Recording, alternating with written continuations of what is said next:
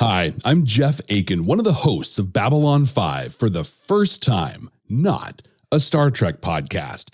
This is the podcast where myself and my co-host Brent Allen watch Babylon 5 for the first time. We search for Star Trek-like messages in this series, and we're going to decide if we should have watched this sooner. Now, this is our pilot episode, and we're going to start releasing regular episodes on May 30th. So hit that subscribe button today and don't miss anything. Now, thank you for joining us and enjoy our review of The Gathering for the first time. It's my first time.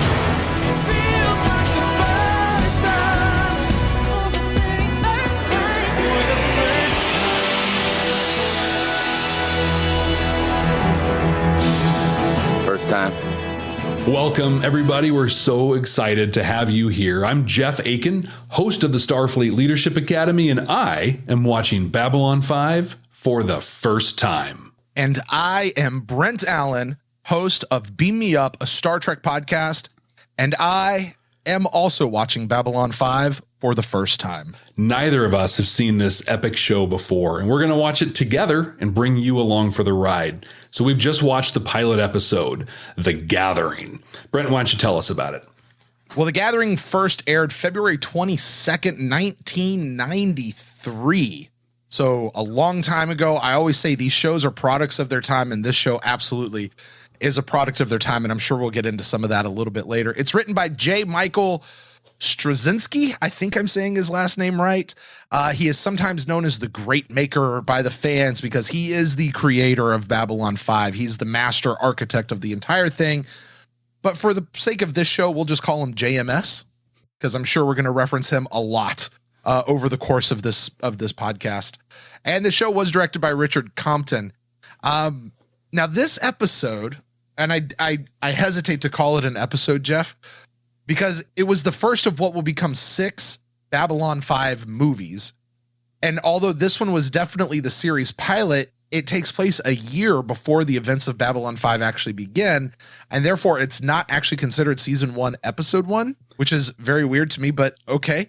And depending on how you're watching this particular episode / movie, you could be seeing one of 2 different versions of this film. Of course, there's the original cut, which aired back in 1993. However, several years later in 1998, I believe it was, the series moved stations to TNT, and TNT wanted to, I guess, introduce these characters to their viewing audience. And so they commissioned a special edition cut to do just that. And in doing so, they actually changed several things. Now, they seem mostly minor, but most of the things that they changed were things that it seems like the series would later retcon or establish as different than the way the original pilot had said. So they went and changed things in the pilot to match what would happen later in the show. For example, in the special edition, when the telepath goes into Kosh's mind and we see him looking at his own hand when he gets that little poison skin tag thing on, the coloring there was changed from the special edition to from the original cut to the special edition to match the way that we later see Kosh looking at himself at another point in the series. I guess I haven't seen those episodes to know, but there's that one. And then there's another one where Sinclair tells Garibaldi to set his weapon to force 5, which as a Star Trek guy, you're like, set your phaser to kill, I think is what that meant, which would imply that it's an energy based weapon, but they later and the series established that it's in fact a projectile weapon. So they actually just cut that part out. So those are the little kind of things that they changed. They added in a few scenes that were cut from the original one. Even though this pilot would get picked up and it was released in February of 1993, the series still would not premiere for another 11 months in January of 1994. And that's this episode. Let's get into this episode, Jeff. What do you say? Abby, great. And I think too, like for me, I was a senior in high school when this came out, right? And so like this is right in my wheelhouse of viewing. It's wild to me. I'd never watched it before, but I think I have a level of maturity watching this that I didn't have back then that I think I'm going to appreciate. I was in high school, upper middle school or high school, lower high school, somewhere around there. I was not a Trekkie. I was not a sci-fi fan. Like I'd seen the Star Wars movies. That's all I knew. And I knew a lot of people made fun of sci-fi stuff, whether it was Star Trek or Farscape or Babylon 5 or any of that stuff. And I just didn't watch it. And I didn't come to this until much later when I was an adult out of college. And that's why I missed it. And for the last 20 years or so, I've really kind of focused on other sci-fi things. I'm a big Stargate fan. I'm a big Star Trek fan.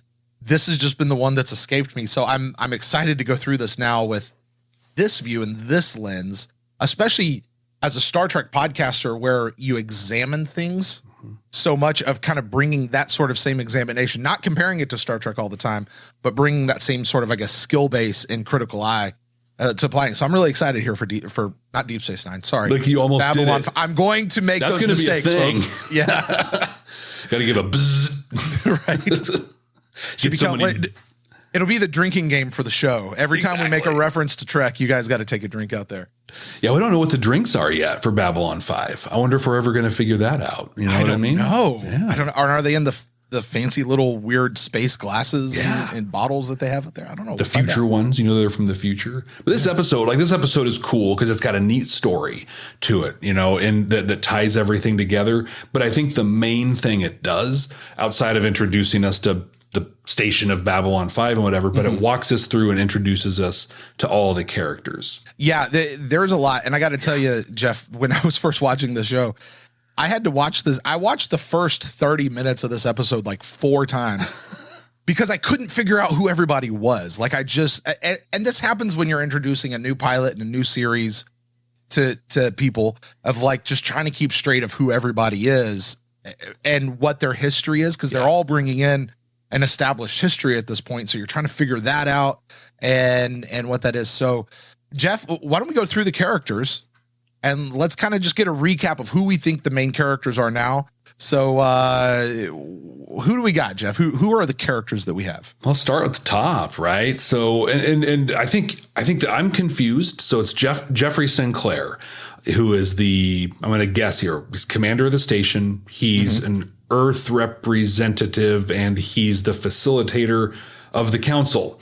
There's a council in which the five like alien races, the federations from across the universe come and kind of like the major players make decisions. And it looks like he plays a lot of roles in the politics and the operation of the station. Feels like that should be 2 different roles. 2 different people, so you're going to lead the station, administrate it. You're the ambassador for what's happening over there. Well, I think, being an ambassador alone, that's huge. There's so much work. This episode does a really good job showing us the just like the space that we're working with. Like this station is huge.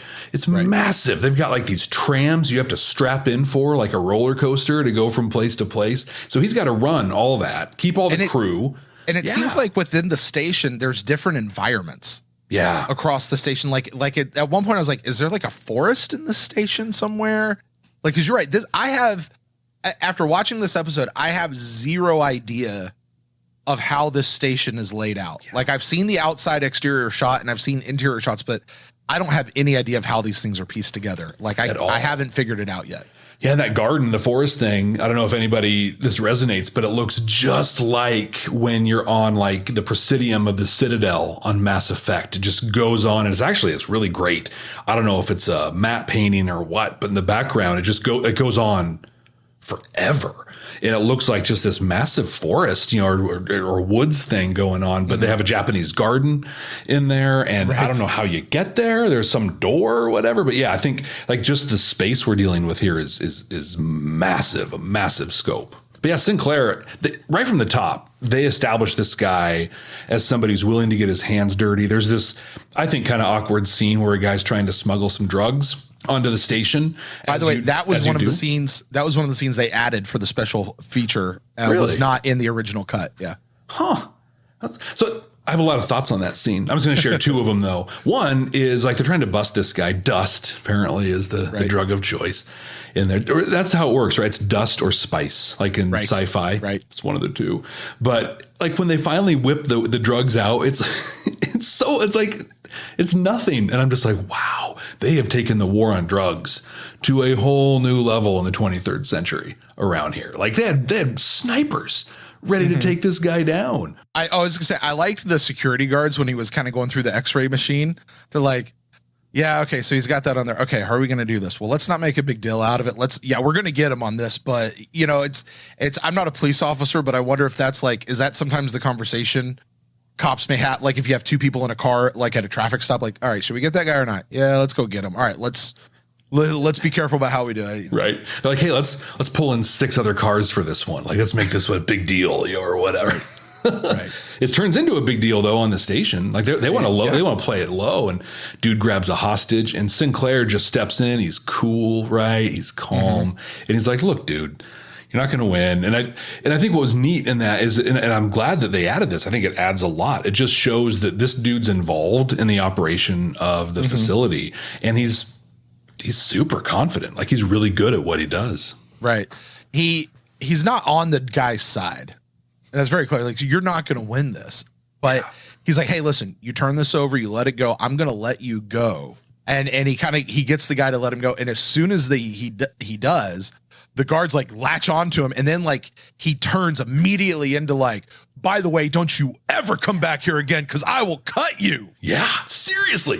We got your thing. We will blast you out of the sky. It's like, okay, whoa. So dude can be cool. He can take care of it, but he brooks zero BS. Like he's not going to deal with it at all. So he's backed up, right? So he's, again, huge station, got a first officer, and you're going to have to forgive me because I'm only going to call her Commodore O this whole time.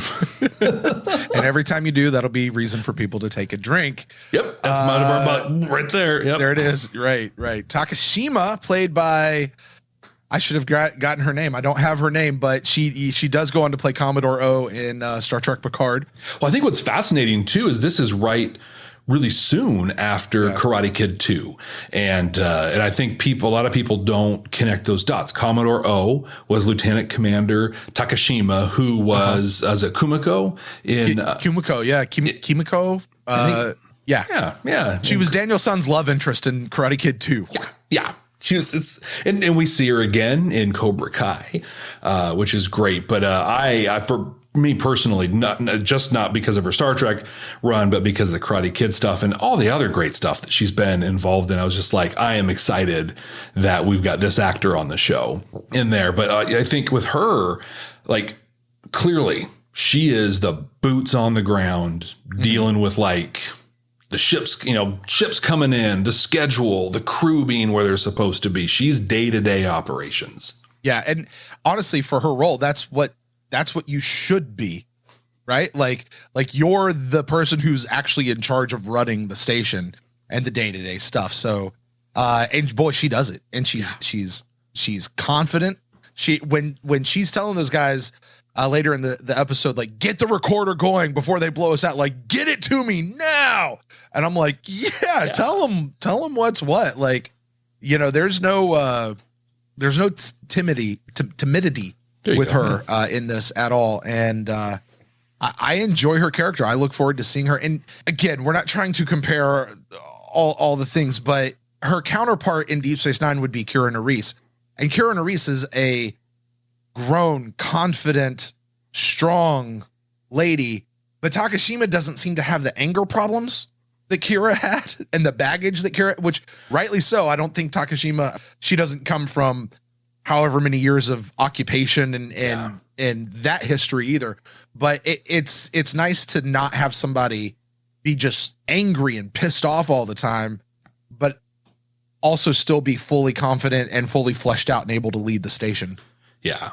Well, I think too, because we get like this glimpse of her past in there, and it's really cool. I mean, I don't think, again, here we go, everybody get a shot ready.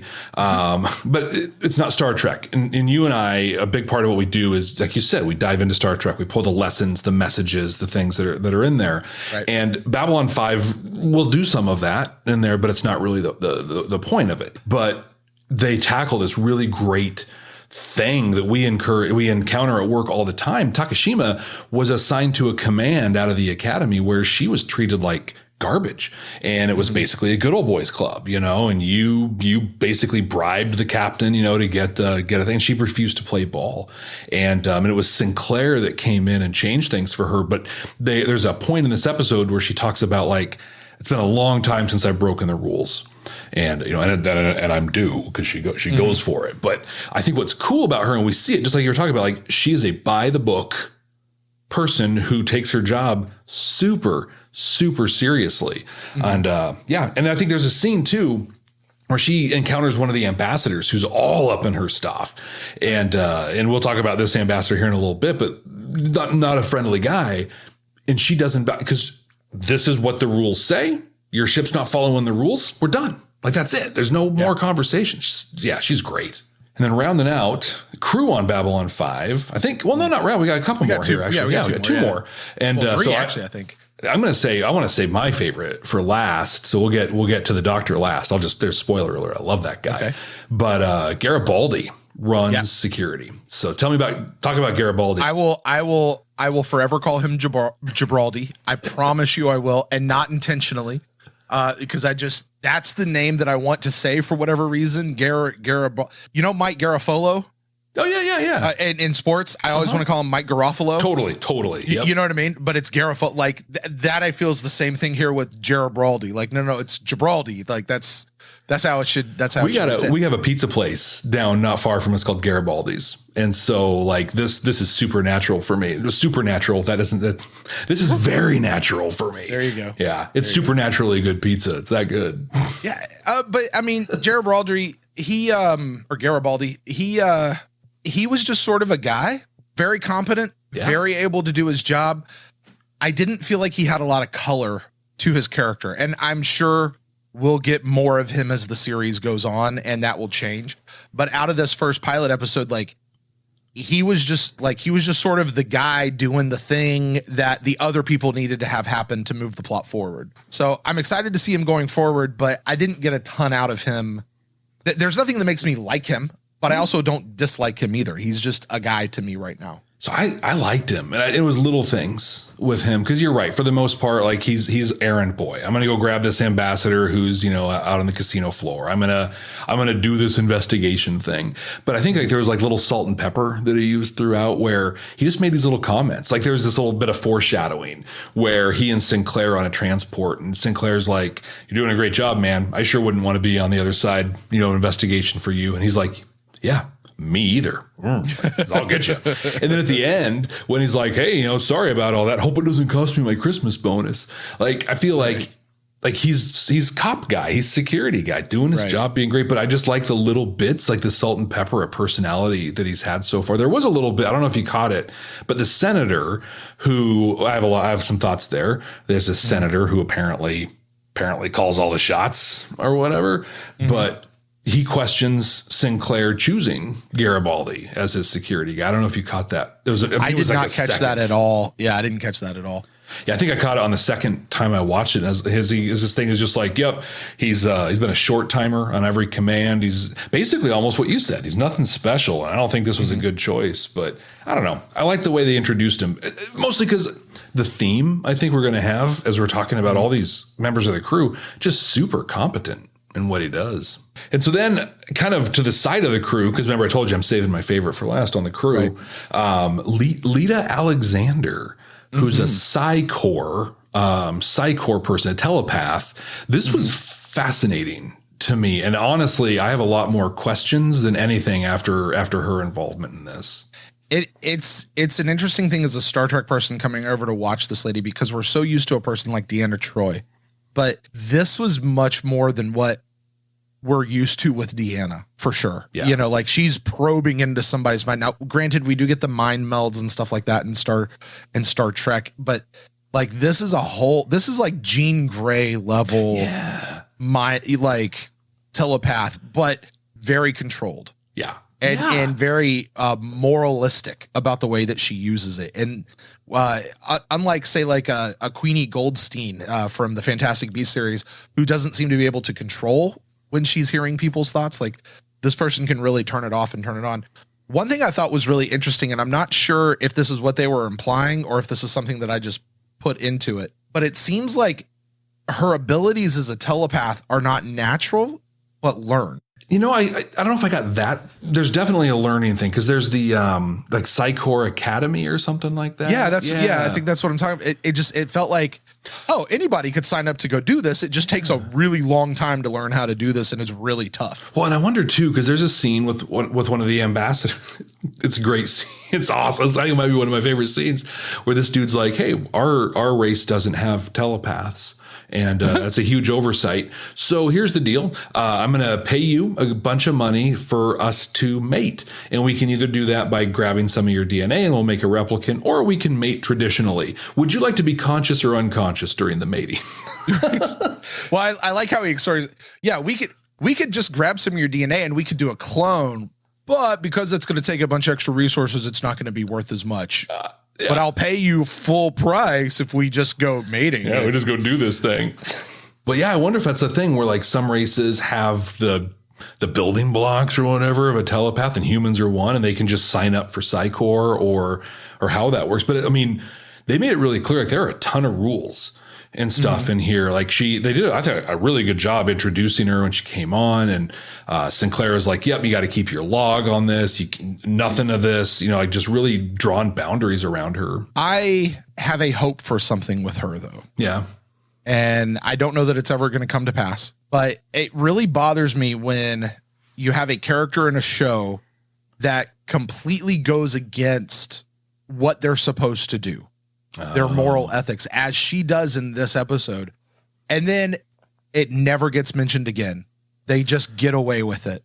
Yeah. And they put up such a big thing of like, oh, you can't do this. You can't do this. This could get me kicked out. This could do whatever. And then she's going to go do this. Is there going to be some sort of recompense for that? Yeah. Because that's something we see in sci-fi as a whole all the time. Is people violate their stuff and then they get to retain their command or they get to retain their position and they get to, like that doesn't work like that in the real world. Like this might have worked out, but you still did this and we're going to ping you for it. And I think too, because like one of the things that makes Babylon 5 what it is it's truly serialized from day one. Like that was the whole point. And so the whole concept of like, having to have an episode and do something and then that's never going to get met. Like I'm sure that's going to happen with some things, but it was huge, right? So the gist is one of the things Sinclair says is like, you can't do you can't scan somebody without their consent, basically, do a mental scan. And Kosh, who has the little headache patch put onto his hand and it apparently kills him or starts to kill him, is down. And she just reaches into his little Enviro suit. And and really, honestly, like it was not hard to convince her of that either. To the point now that you say it. So, we're jumping ahead. We're just kind of peppering the plot in as we go here. Sure. There's this dude who has this, what do they call it? A changeling net. It's like this holographic device that can change how he looks how he looks or it looks. And so it comes in. My thought of that is it's like the invisibility cloak from Harry Potter, only instead of making you invisible, it makes you look like whatever. Yeah. Just throw this little cloak on and I'm going to look like whomever. It's so much easier than like getting plastic surgery. We're going to flashy thing you and then we're going to look like whoever. There you go.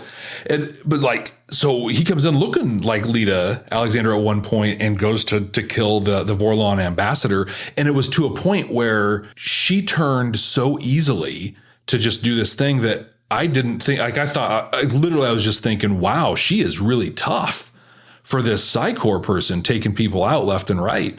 But then it turns out it was, changeling net person or whatever. But yeah, I have real questions about her ethics and her moral code and how strong like that conditioning out of Psychor really is. At what point did you figure out what that guy was doing? I didn't figure that out until way later. Yeah, I was going to say so it was like almost the end where like they did the reveal and I was like, oh.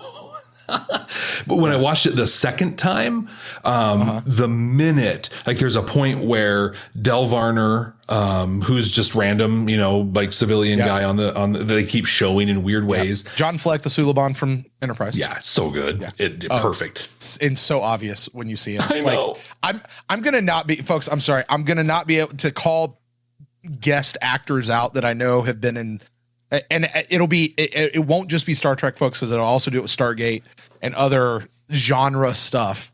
But yeah, it's John Fleck. Yeah. I'm getting ready to start recording Enterprise on my own show. So he's very much front of mind for me right now. I love him too, because like, especially like one, just who he is. He can't be in anything and he just immediately arouses suspicion, right? Just the way he stands, the way he looks. And then they've got him in this awesome like blazer thing that's like, it's a future blazer. You can tell because it's like pastel weird color check things. Right. But there's a scene where he's in a room and you see the back of this Minbari, and we'll talk about the Minbari as we're talking about the ambassador in a minute, but walks in like, hey, it's been a while. And there's a gunshot. And like when I watch it on the second time, I'm like, oh my God, they planted seeds for this all the way. And I didn't even register for me like the first time around. There was the first time I remember catching something was, I don't think it was with him, but it was with the next person. Like I saw like the little, like as the door shut, like the gunshot went off and the little flash thing happened. Yeah. And I was like, oh, he's doing something. Mm-hmm. And later I was like, oh, he's taking their, like, I didn't know what he was doing to him. I thought maybe he was taking their memories, or he would like, I didn't know. And I figured it out before they said it, but it wasn't much sooner before they actually said it. Yeah. Well, I think honestly, this is giving a little bit away in the end of this, but I think to me, that's a real testament to how well this episode was put together. When you watch it again, you're like, oh yeah, like it's there. All the pieces are there. But on a first, like, you're just watching the episode, enjoying the episode. Right. Yeah. And that's, that's going to be the great thing about having this as a first watch podcast for the both of us, because we don't know. And you can only watch it for the first time once. Mm-hmm. Whenever you try to go back and rewatch, especially with somebody who's watching for the first time, but everything that's happening, you see it all that they don't. And you're trying to like point it out to them like later on. And they're like, yeah, I didn't get any of that. So it'll be interesting to see what we catch and what we don't. And the listeners out there will be like, oh my gosh, yeah. Right. Like, I know there's probably something like, what are they talking about? But you're right. This is our only first time in here. Right. And so, yeah. Right. Somebody's going to hear me saying that I didn't like Garibaldi, and they're going to be like, first of all, that's not how you say his name. And second of all, he's the greatest character in the whole show. And I'm like, oh, hey, wow. Okay. I didn't know that. What do you, yeah. In this one, he was, I got 109 more episodes. Yeah. Chill, dude. He was security milk toast guy today, like with little salt and pepper. I'll be all right. Yeah. So I think the last person on the crew we've got, my favorite, is Dr. Benjamin Kyle. Arguably, in my opinion, the most competent person in the whole episode. Just, I mean, like my real high level. Why? Yeah. I've heard you say this several times. Why, what leads you down that path? So Lita Alexander finds the little headache patch on Kosh's wrist and is like, oh, here's the poison. He finds the poison. And then immediately they're like, oh, there's an antidote. We don't have it. I got something close. I can make it work. I can figure this. Like he just has these little pieces of a puzzle. Like, I'm changing the molecular structure of it so that it works. I'm like, somebody paid attention in chemistry. Exactly.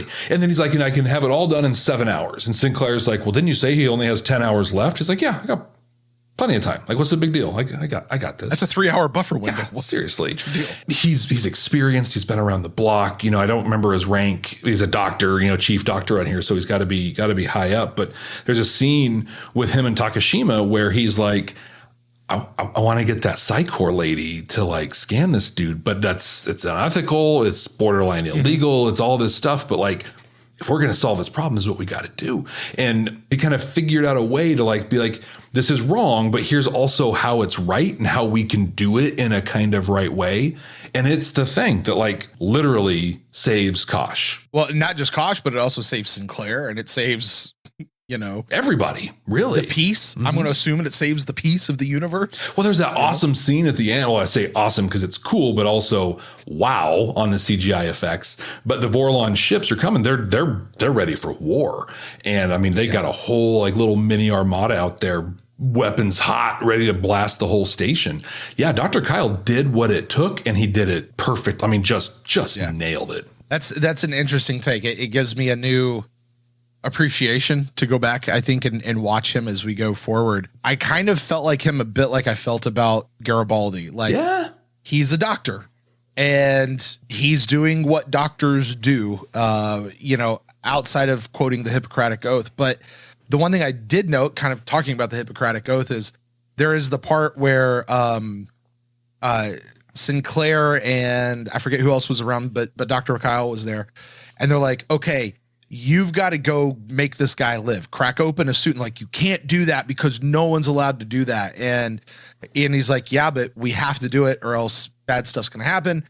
And he says, you're going to cut the feed. You're going to do this. Everybody else out of the room. You've got an oath to maintain confidentiality, and that's good enough. Yeah. And I was like, that's really cool. Yeah. Like, and he'll do it. Like he'll like when we got to the end of the episode and the girl was like, so really tell me, what'd you see? He said what he said about like, oh, darkness and things will never be the same. Almost like he was looking at a Dementor almost. But what I really wanted him to say in that moment was doctor patient confidentiality. Oh. I can't tell you. Like I wanted him to go back to that, and he didn't, and it's okay. They commit a sin of not meeting my expectation. So whatever, I'll forgive them for it. But yeah, I'm going to go back and watch him a little bit more and see, because you bring up some really good points about him. That could be kind of fun. Yeah. I'll be interested to see, especially with these humans, because humans are always in science fiction, not always. They oftentimes tend to be rather bland as characters, and it's the aliens that are so colorful and boisterous and everything. And this show doesn't seem like it's necessarily going to go that route. So I'm interested to see, like, especially for a Garibaldi and a Dr. Kyle, like, do they get more of a personality as the show goes on? Yeah. Because we saw some personality from Sinclair. We saw personality from Takashima. We saw some personality from Lita.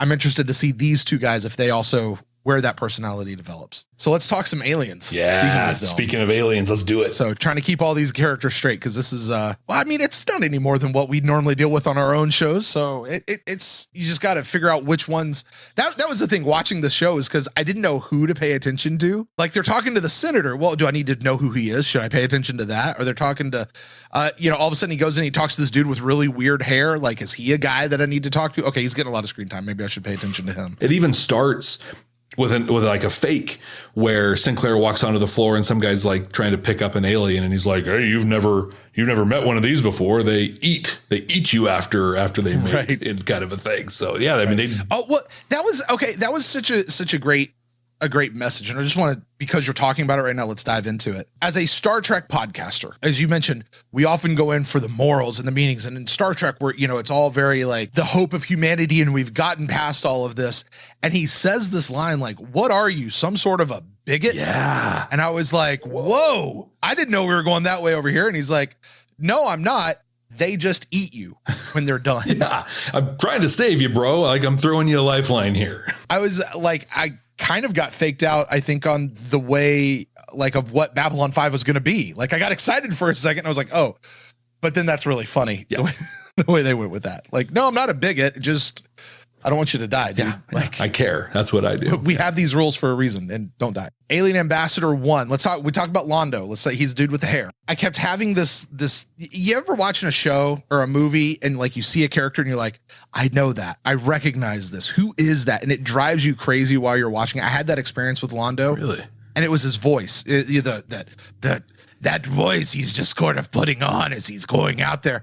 And it eventually hit me. He's the bug flying dude that owned Anakin Skywalker in the first episode 1 of Star Wars. The little flying dude, right? Yeah. What was it? It begins with a W, whatever his name was. But that's who the voice sounded like to me. I was like, oh my gosh. Starship here. You got it. Right. That's exactly like Londo. Yeah. Right. It was that. And then he's Lando. Let's just, this is a Star Wars reference here. Maybe not. His whole thing was very interesting though.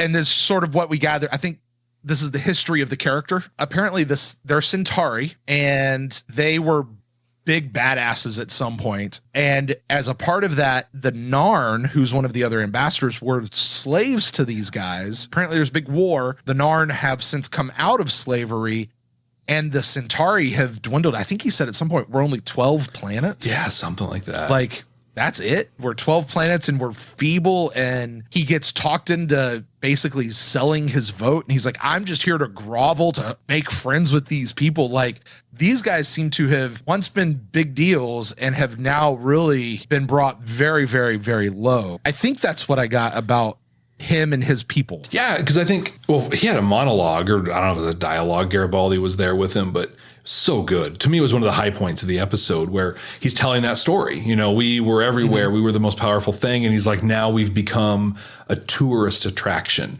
Come and see the memorial of the Centauri from 9 to 5 Earth Standard Time.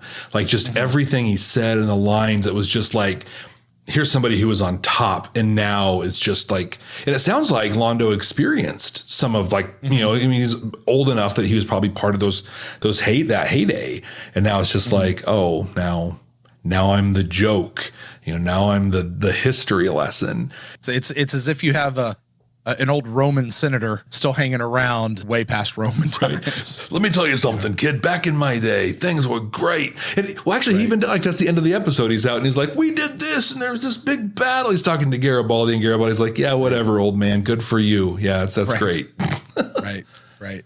And it's interesting because the premise of this is representatives of the 5 federations of the universe are coming together to, I guess, sort of a United Nations type of situation to be the last best hope for peace for the universe. Not all of these guys seem to really be on board and like want to be there. Like I haven't quite figured out exactly how that's going to work. Because I feel like Londo would love to get an army back up and go out and recapture some of that lost glory. And he seems all for it. And then, you know, one of the other aliens actively is doing that. Right. Well, so let's talk about that one. Jakar, who is a Narn, and I'll call him the lizard dude. And these are the guys that used to be the slaves to the Centauri. And he's like, we've overcome everybody and we're going to just roll through everything. We don't need anybody's help. And I'm like, why? So why are you here? Because it also seems like it's at least implied that he was part of the plot to falsely accuse Commander Sinclair of the murder or attempted murder of Ambassador Kosh, who we'll talk about him in just a second more. People do stuff and then they're not held to accountability. Like if you do that, you don't get to stay. They're going to have to send somebody else now. Well, it was pretty cool. I think that the way that they did all of that, right? They put these little breadcrumbs all the way through, and you don't try. I mean, the second you see Jakar on screen, you're like, okay, there's the bad guy. Like clearly, his makeup is incredible. I loved it. This is my favorite makeup. Just the gravitas of the actor, so good. Sure. But like you guys just, and this is the 90s where they're not throwing false herrings where they're going to make somebody look like that and then they're going to be the good guy. Yeah. That's not the type of television show we're talking about right now. Yeah. Like he's the bad guy. He's made up like that. That's what he is. Yeah. This is who you are. And he's a total skis. He was the guy trying to get Lita Alexander, you know, to mate with him and stuff. But when at the end of it, Sinclair and him have a reckoning, and Sinclair's awesome. He's like, hey, yeah, let's have a toast to peace. Nice job. And by the way, boss move. I know. And then he's like, by the way, I come from, you know, the warrior group in my place. If anything ever happens to me, my warrior buddies are going to track that little nano probe you just swallowed in that drink, and bad things are going to happen to you. Like it's going to. He goes, and you know what's going to happen? Why ruin the surprise? I was like, yes, it's awesome. But then it's even better because Garibaldi comes up and Garibaldi's like, wow, it's like, I mean, you know, is that tracker working? You got him? He's like, nope, I lied. There's no tracker there at all. It's like, because if there was, they would find it and eliminate it, but there's not. So they're going to keep looking and they'll never find it. Yeah.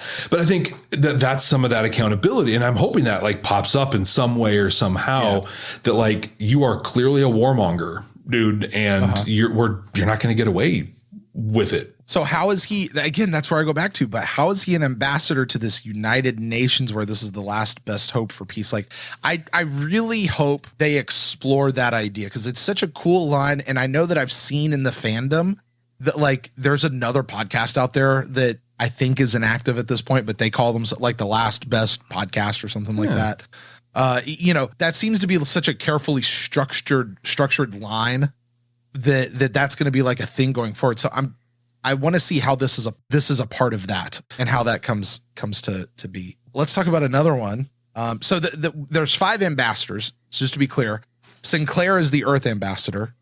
We've talked about Londo. We've talked about Jakar. Let's talk about Delenn, the Minbari. Yeah, I think I'm saying it correctly. Delenn, the Minbari, I think. Yeah, there it is. Yeah, Delenn, the Minbari. That's the ashen white almost could have been Tilda Swinton Yeah. playing that role. Their makeup, for all I knew. their makeup was weird.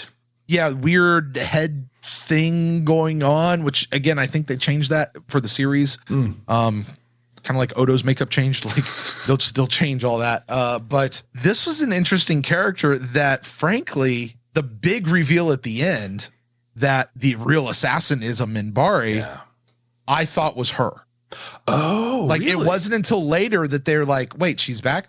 Oh yeah, that was somebody else from my species. And I went, oh, okay. Cause I thought it was her. Well, they look so similar. I think there's only two that we've seen, but both of them, like there's no gender defining characteristics. It's like, they're just Minbari. And like you said, it's total that Tilda Swinton kind of look. And it's powder, like almost like baby powder white, except for some scenes where there's almost no makeup or there's some inconsistencies there. But yeah, no, I think like it sounds like from what I can tell, like the Minbari are like, they're the high, race. Like they're the ones who have been top forever. They'd be like the Vulcans of this universe. Like they're the wizened old people who, everybody just has to respect, Yeah. And they, 10 years ago, concluded a war with Earth. So, which apparently we get a really great impassioned scene where Sinclair talks about his role in that, where he was at the line, which is a big battle that happened there, and was knocked out.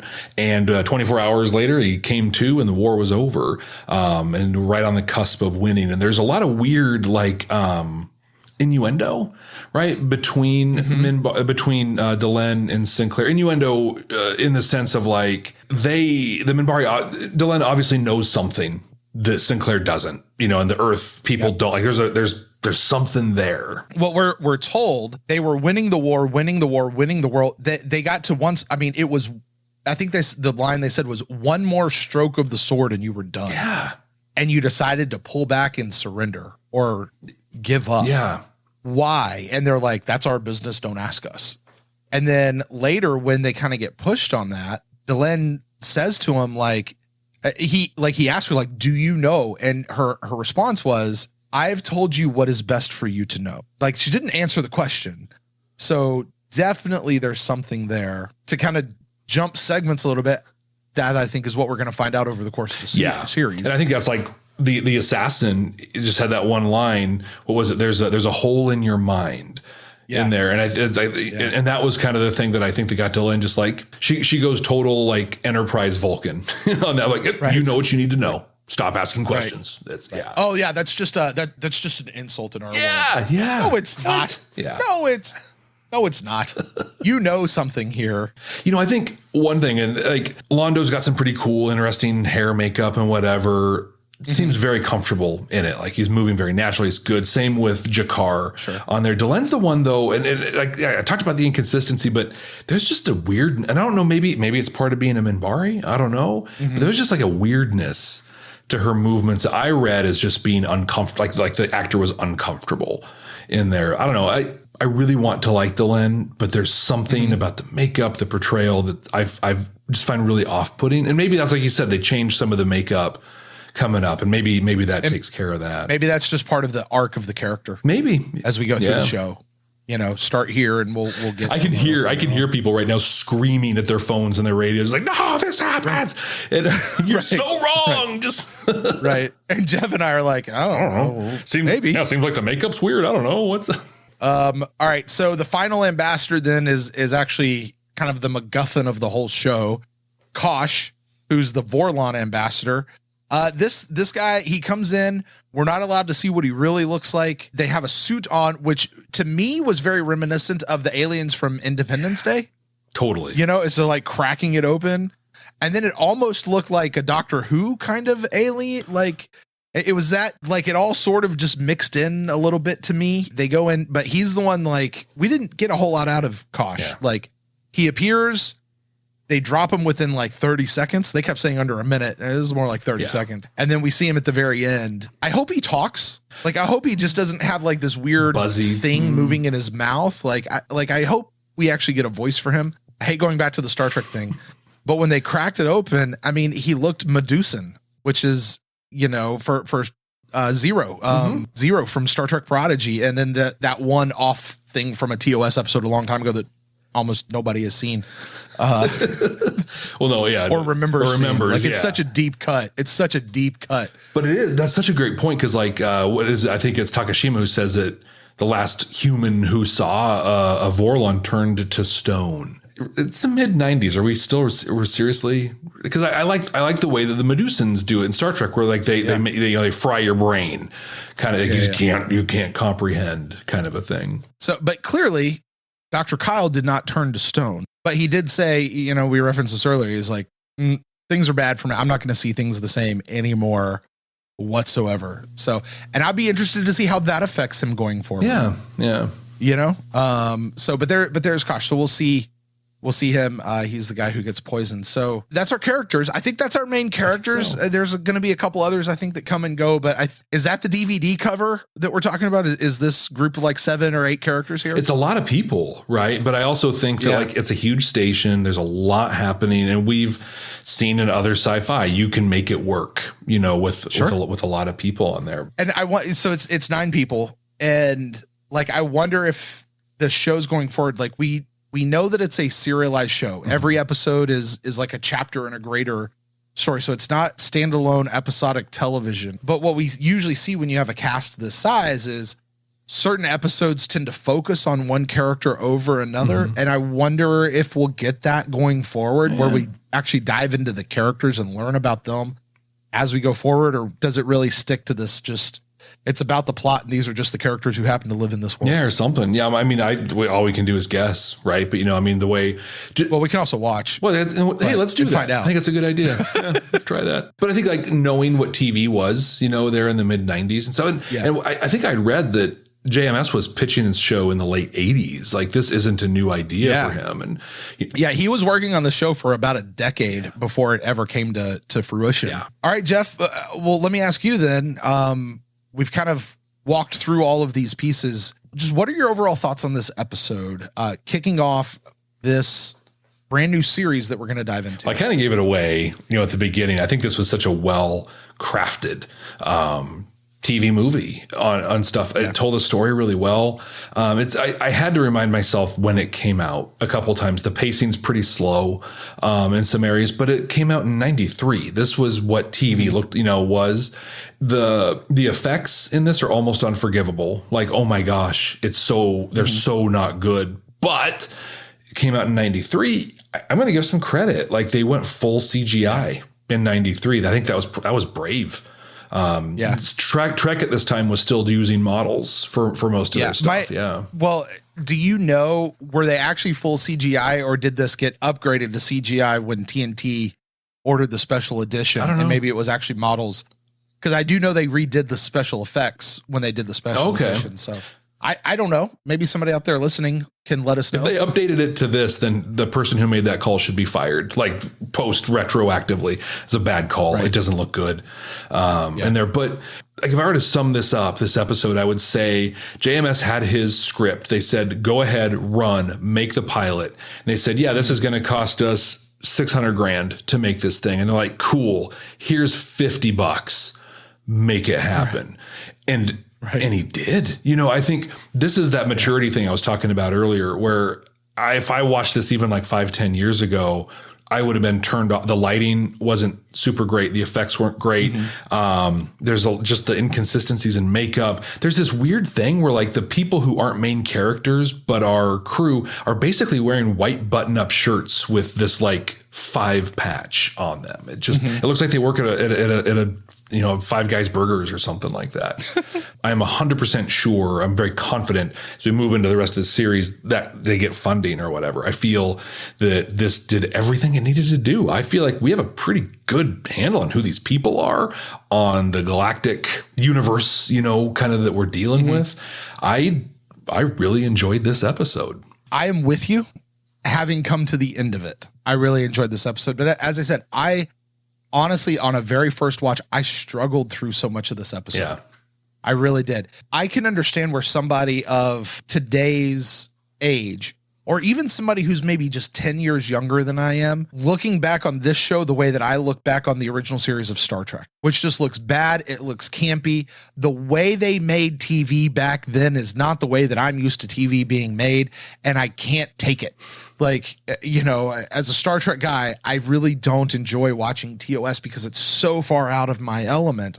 There's a handful of episodes I'm really good with. It doesn't mean I've not watched it. It doesn't mean I don't suffer through it. It doesn't mean I don't get into it, but it's not my thing. 90s Star Trek is kind of my thing. And this is 90s sci-fi. So there's a bit where I'm okay with a lot of this, but as you say, this show looks like it was made in 1993. It is a product of its time for sure. I wish that there was a little more straightforward answers to as they're introducing certain characters. Yeah. Because it really was you got to pay attention to what they're saying to pick up on who's who and who's doing what. But once it got past the introductions of everybody and got into, I think it was really once they got to the trial scene of Sinclair, where they're like, he's the one who did it. He's the one who's in trouble. And when they got to that, from there to the end of the episode, it was like they just kicked it into a whole nother gear. And that's when I bought into the show. And I went, I can watch the rest of the show now. Like the first bit was really tough for me to get through, but once I got there, I was like, okay, I can do this. I'm excited to see where this show goes, especially just given the hype that I know surrounds the show, the love that the show garners from people. Like you can't negate that. You can't dismiss that when you're, 30 years after the show aired. We don't know anything about it, but you just know that the people that watch it love this show. Absolutely love the show. So I'm excited to get involved with the show that I'm going to wind up loving. I think that's it, right? This is going to be great. I'll put this there. If we watch this next episode and they're still wearing their white maitre d' shirts and like they still have Delenn and this makeup in one scene and that one, I might start sliding on this, but I'm making a strong assumption that they only had a couple bucks to work with on this thing. And if that's the truth, they worked a miracle, total miracle out of this thing. I'm excited. I think I'll at least give it through the end of the first season. Yeah, totally. Because sometimes it can take a while to develop, but I know we talk about the Star Trek thing. I've referenced it several times already. The other thing that I podcast about is about Harry Potter and those sorts of things. And one thing I love about that universe is that was a story. The original story was a fully conceived story before she put pen to paper with book one. And you feel it. That is not anything we've ever had in Star Trek. George Lucas seems to intimate that was the thoughts that he had in Star Wars, but I don't think honestly that's the case if he's being really super honest either. To have a fully fleshed out story from episode one, I'm really excited to see what this is going to look like and where this is going to go over the next bit. So that being said, Jeff, where do you think we're headed? So I have so many questions. So I'm going to pose a couple questions that I have coming out of this one. Let me know if any of these are yours or whatever, but we didn't talk about this at all. And as we were talking through it, but this I think is one of my biggest questions. This is Babylon 5. There was a 1, 2, 3, and a 4 before it. 1, 2, and 3 were all destroyed or sabotaged once they started going. So question one is who sabotaged it? Like who destroyed them? Yeah.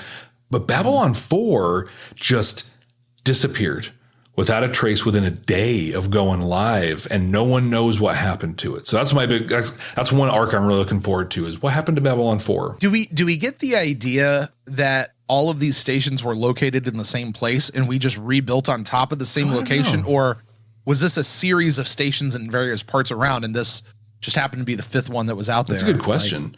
I don't know. I think the way I kind of took it was, and like here I am writing the thing, there's an idea of Babylon, and Babylon is going to be where we pull everyone together and, we seek peace together. And first one, second one, third one, nope, we're not going to have peace. We're blowing this bad boy up. And then something happens to the fourth one. And maybe that's like a tension through this is this just a ticking time bomb for Babylon 5 where something is going to happen to this one too? The listeners out there are like, I know. Like season 3, episode 4. Oh my gosh, you're so close. Right. And then they're going to build a sixth one, but they're going to give it a special dispensation and just call it 5 or something weird like that. Defiant something or whatever. I mean, you saying that there, all of a sudden the name comes to mind of thinking the idea of Babylon, like where you just said that the idea of Babylon. I went, oh, duh. Bringing together the various people who speak different languages, different cultures, different whatever. Tower of Babylon, bringing like whatever all that is, bringing people together to talk despite their differences and because of their differences, and dealing with all the junk that comes with that, but still being able to work through it. Babylon. Okay, that's cool. I kind of I get it now. I get it. Like, oh, but yeah, what happened to 1, 2, 3, 4, and 5? Is that, here's the thing. Let me ask you this, Jeff. Would you be mad if the only explanation you got about what happened to 1, 2, 3, and 4 was what you've already been given? Yeah. And they never explored it. They just said, that's just what happened and we're moving on. If it's 1, 2, and 3 blew up, okay, fine. Like, I think that we're already seeing with Jakar and Londo that not everybody's bought into this idea of peace. So cool. I understand somebody blowing up a station, but you don't drop a thing like, yeah, this one just disappeared without a trace. You don't drop that and not follow up on it. So the other big one that I have is, what's the deal with this Minbari surrender thing? Like, clearly when the Battle of the Line happened, a lot went down in a real short amount of time. My guess is like that. There's going to be other stuff, but I think that is going to be like the primary, at least for this season. Because that's another thing too that we know is each season is kind of a contained part of, it's like a book 1, book 2, sort of a thing of a novel. Is it? Okay, I didn't know. So that. like, oh my gosh, I'm so sorry to listeners. So season 1 is known as Signs and Portents, and then season 2 is known as something else. Like they each are known as a thing, and so I think about it like when reading a book, a big novel. You've got chapter 1, 2, 3, 4, 5 of book 1, chapter blah blah blah of book 2, and so I think each of the seasons is like a book of the greater novel in there. And I think at a minimum in this first season, if not through more, this Minbari surrender thing is going to be like the major story point. I hope. Right. Somebody out there's like, we don't get to that till season 3. I mean, those are 2 big, huge questions that deserve to be answered. Although I'm kind of guessing, I don't know that they're going to go back and dive into what happened to 1, 2, 3, and 4. Yeah. Like, I think they've already just told you, like, this is it. And we're just not going to know. And that's not important because that's not the Babylon that we're on. This is something going forward. That's my guess. I'm glad to go back and explore what those are, especially if it really impacts the overall story. Yeah. And not just satisfying curiosity, but actually is like a part of the story going forward so that same thing doesn't happen to this Babylon station. I want to know why it's the last best hope. That's such an interesting phrase and an interesting tagline. I talked about it earlier. Like, it seems so well thought out and so well wordsmithed that why is it the last? This is their last chance. Yeah. Why is it the last? And the very beginning of the show, like the first words we heard, I think it was it Londo who was doing the voiceover? Yeah. He says, I was there at the beginning of the third age. And I'm like, okay, Tolkien.